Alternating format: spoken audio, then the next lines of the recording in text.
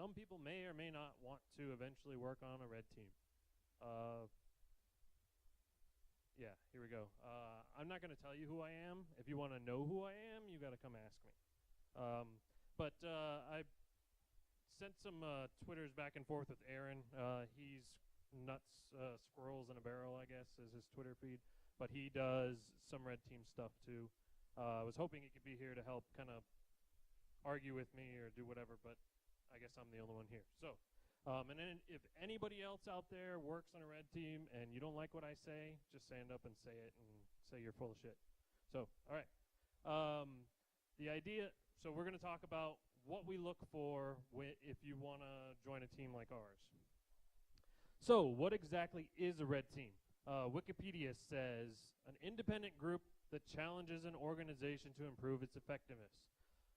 There's some argument over what exactly a red team is. Some people say it's a team that just goes in and tries to get whatever they can, no rules. That happens. People do that. In our case, usually it's more specific. We have very specific goals that we're trying to meet, and we have an engagement, a plan, rules of engagement that are set ahead of time.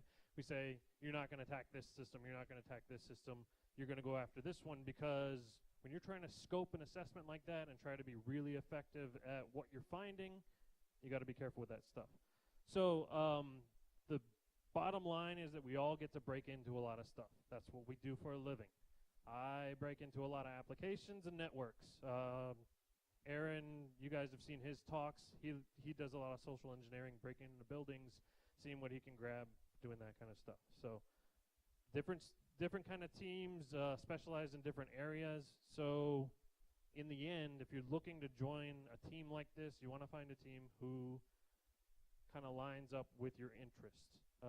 If you want to do the hacking stuff, you're sitting behind a computer and banging away on applications, our team does stuff like that in the networking, and we do some physical assessments. But if you want to do the social engineering style stuff, we do it every once in a while, but not nearly as much as Aaron and them do.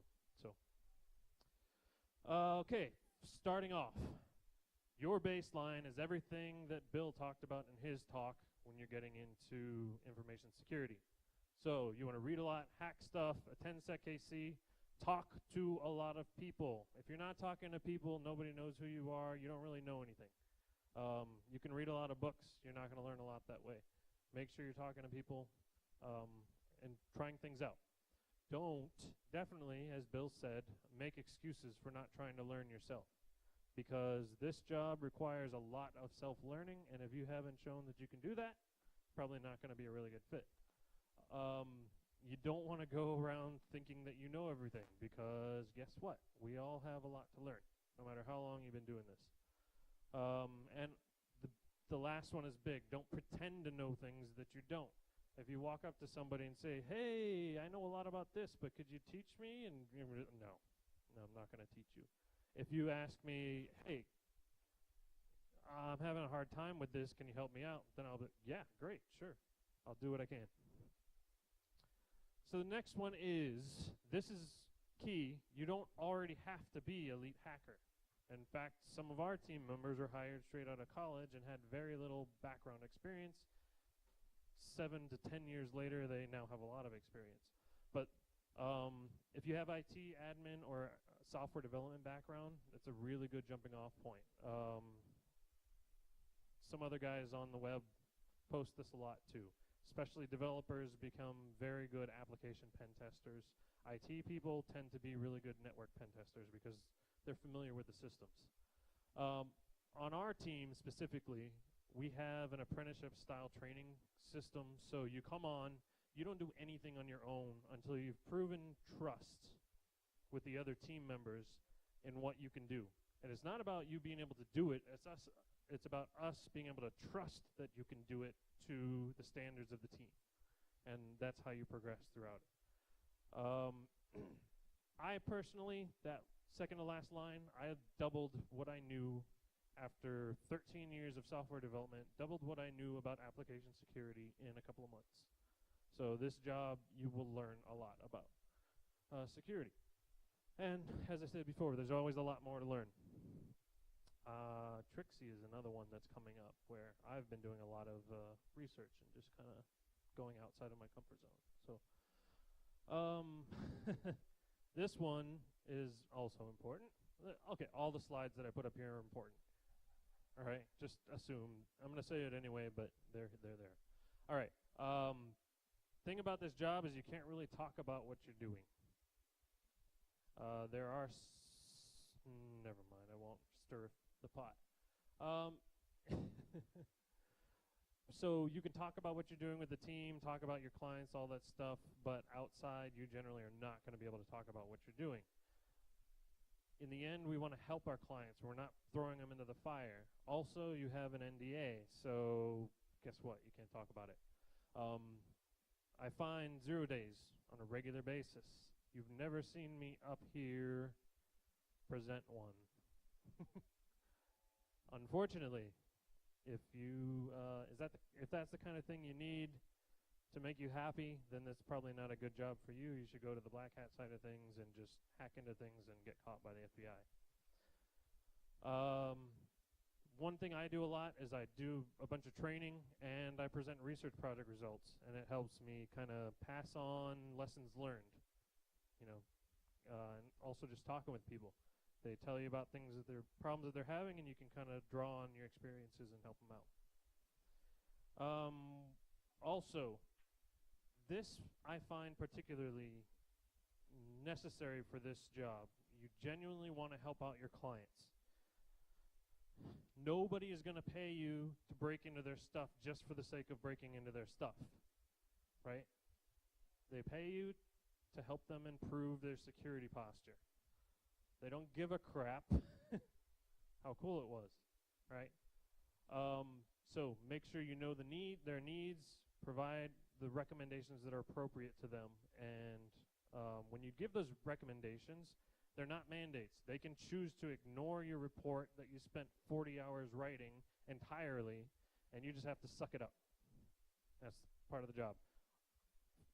Hopefully, you explained your findings and your recommendations effectively so that they don't do that and that they take it to heart, and you only provided recommendations that are going to be valuable to the client.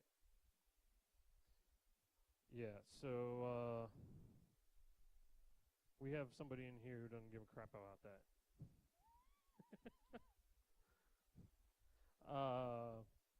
Anyway.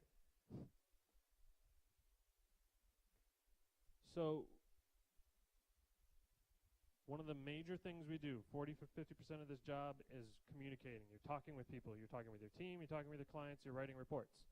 If those are skills that you don't really have or don't want to have, it's probably not a really good fit.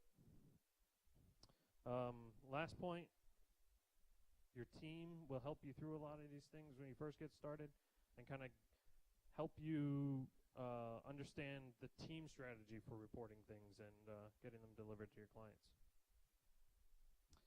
Analytical skills, this is the hacker side of us. So the other 50 to 60% is just figuring out how things work and then breaking them. In order to break things efficiently, you need to understand exactly how they work. So you got to know what the protocols are involved, what the frameworks are involved, so you can kind of make these educated guesses about what's underneath and then test them scientifically. And as Aaron says, if you don't collect evidence, it's like you were never there. You have to collect the evidence and then turn those into reports that the client can use. Okay? Unfortunately, in most of these consultant-style jobs, or if you're on a red team, you're generally going to be a consultant. There are exceptions. Some teams run internally, and that's a different story. But in most cases, you're a consultant. So sometimes when you're doing an engagement, you have to be there physically, either because you're breaking into a building or because the security zone that you're getting into doesn't allow access from outside. And of course, conferences, unfortunately, I had too much work to make this year's DEF CON. But next year, of course, it'll be lame next year. So, yeah.